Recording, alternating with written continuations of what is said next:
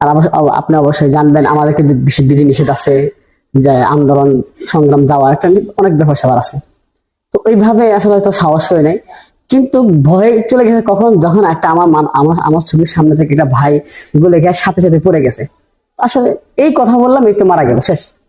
তখন আমি একটা হিম্মত পেয়েছি, না, এই যুদ্ধে পিছপা হওয়া যাবে না।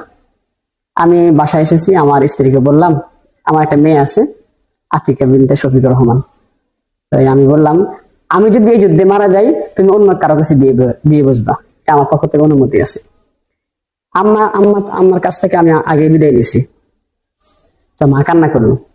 আর আমার যেটা প্রতিষ্ঠানের পরিচালক, আমার মাদ্রাসার শিক্ষক আছে, ম্যাম আছে, তো আমি আমার মাদ্রাসার সম্পূর্ণ কাগজপত্র রেডি করে রাখছি আগে।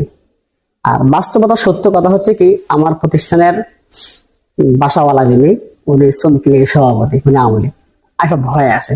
কিন্তু কেন যেন